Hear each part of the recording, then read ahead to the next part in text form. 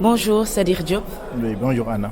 Merci d'être avec nous. Vous êtes diplômé en sciences de gestion. Vous vous définissez comme un consommateur de produits de presse. D'ailleurs, vous avez mis en place depuis 2009 un observatoire des médias. Qu'est-ce qui ne va pas dans la presse au Sénégal? Juste pour revenir à l'Observatoire des médias, le cinquième pouvoir a été théorisé par Ignacio Ramonet, qui était le directeur de publication du journal Le Monde pendant presque 20 ans, donc qui avait théorisé le cinquième pouvoir, le pouvoir citoyen. Donc qui était parti de l'idée selon laquelle la presse était devenue un pouvoir, le quatrième pouvoir. Donc la presse n'était plus simplement un contre-pouvoir, mais elle était devenue un pouvoir. Mais elle était devenue un pouvoir sans contre-pouvoir. Et que pour lui, donc, les citoyens devraient s'organiser en cinquième pouvoir pour être le contre-pouvoir de cette presse-là. Donc l'Observatoire des médias, donc c'est ça, dans cette logique-là citoyenne, les citoyens qui s'organisent pour être le contre-pouvoir des médias. Ce contre-pouvoir des médias-là, c'est pour amener les médias à rester dans leur vocation première, donc à faire le travail de journalisme pour servir l'intérêt général. De plus en plus, on reproche aux médias classiques que nous sommes un manque d'équilibre dans le traitement de l'information. Est-ce que vous partagez cet avis? Bon, si on veut reprocher simplement le manque d'équilibre, je dirais qu'on serait déjà dans le meilleur des mondes. Le problème est beaucoup plus grave que ça. C'est vrai, il y a un manque d'équilibre, mais au-delà du manque d'équilibre, il y a d'autres manquements. Qu'est-ce qui l'explique? Comme je l'ai dit tout à l'heure, c'est que la presse doit rester dans sa vocation première. Malheureusement, comme au niveau de la société, il y a des transformations, il y a des mutations, même si ça ne veut pas dire, parce que moi je réserve souvent l'idée de l'âge d'or, c'est-à-dire que de dire que oui, il y a une époque où la presse a été bonne ou ça, non. En tout cas, c'est mon intime conviction, il n'y a eu jamais d'âge d'or. Maintenant, qu'est-ce qui explique cela? C'est de manière générale, la presse obéit à des intérêts qui ne sont pas que l'intérêt général. Et donc maintenant, l'obéissance à ces intérêts-là pousse la presse à faire des manquements, à avoir un déséquilibre dans le traitement de l'information. Est-ce que pour vous, il est plus que jamais important de poser le débat de l'indépendance justement des médias au Sénégal par rapport au pouvoir politique, par rapport au pouvoir économique, religieux?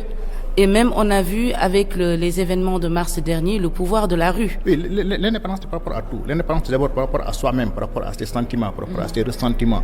L'indépendance, comme vous avez dit, c'est par rapport au pouvoir religieux. L'indépendance, c'est par rapport au pouvoir de l'argent. L'indépendance, c'est par rapport au pouvoir étatique, à l'État.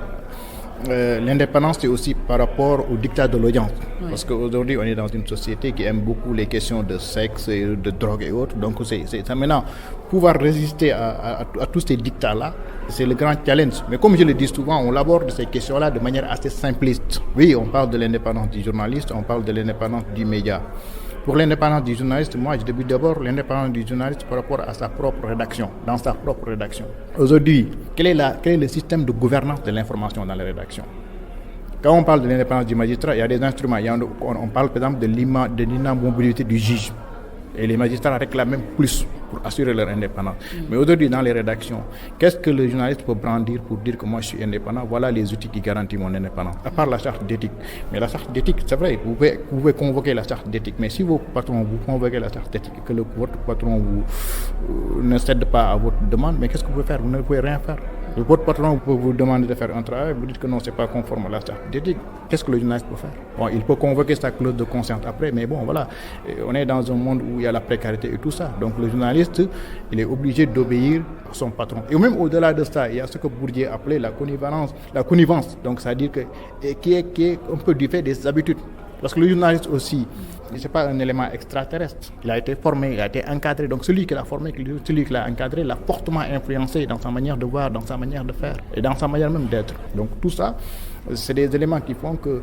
souvent aussi, les journalistes ne se posent pas la question à savoir est-ce qu'ils sont réellement indépendants. Souvent, le journaliste, quand on parle de manipulation, quand on parle d'indépendance, lui, sa seule référence, c'est « personne n'est venu me manipuler ». Alors que ce n'est pas ça.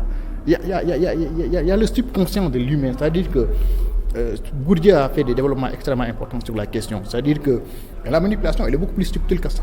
Parce que ce n'est pas une personne qui vient vous dire fais ceci ou bien fais cela. Non, si vous vous rendez compte qu'on vous manipule, c'est qu'on ne vous manipule pas. Là, ce n'est plus de la manipulation, c'est de la corruption. C'est-à-dire que moi, si je viens et que je vous manipule et que vous êtes conscient que je vous manipule et que vous cédez à la manipulation, on ne peut plus parler là de la manipulation.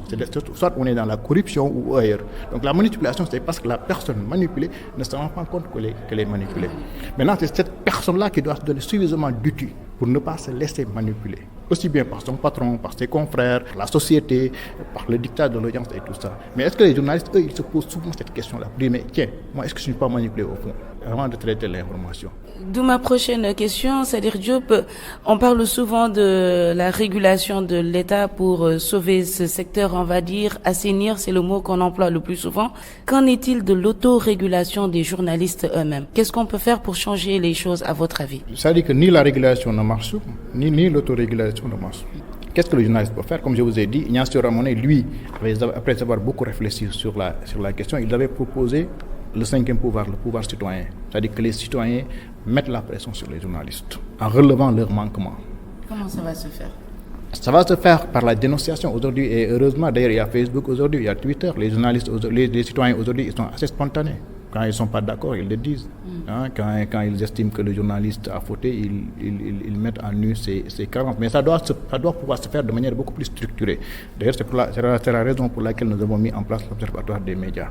Mais c'est cette pression-là. Et malheureusement, il n'y a qu'au Sénégal où les journalistes n'adhèrent pas à ces sortes d'observatoires des médias. Si vous allez en France, par exemple, l'observatoire des médias est animé pratiquement par des journalistes, par des professionnels qui mettent de côté le corporatisme pour accepter d'avoir ce regard critique sur leur profession. Donc pour décortiquer ce que font leurs confrères, pour dire que ah non, là, ça ne va pas. Ça, vous avez fait ça, en réalité, vous avez fait ça pour telle ou telle autre raison et non pas pour servir l'intérêt public.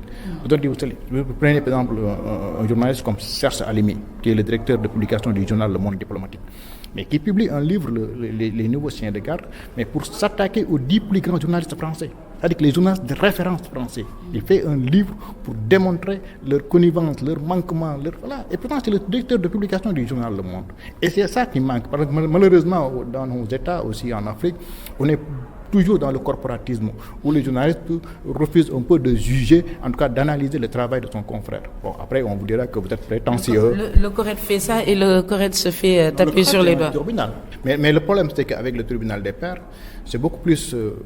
je ne peux pas parler de juridiction. C'est-à-dire que dans le tribunal des pairs, l'analyse est un peu différente par rapport à un journaliste qui essaie d'avoir son regard sur le fonctionnement de sa profession, qui va lui aussi avec peut-être sa subjectivité et tout ça. Ce serait vraiment intéressant que les journalistes passent en revue les productions de leurs confrères, qu'ils aient le courage de critiquer vertement leurs confrères. Parce que c'est la critique qui peut aider, comme je l'ai dit tout à l'heure, les médias, en insistant sur le fait qu'ils ne s'intéressent pas au train qui arrive à l'heure, ils vont avancer l'humanité.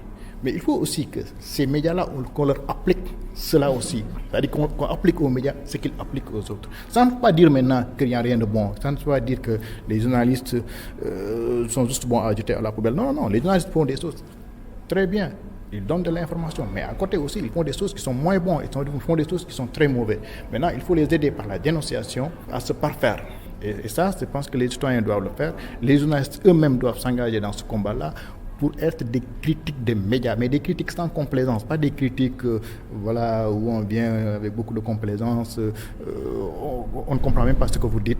Non, la critique des médias aussi doit être parfois, comme on le dit souvent en France, c'est-à-dire que la critique doit être radicale et sans complaisance.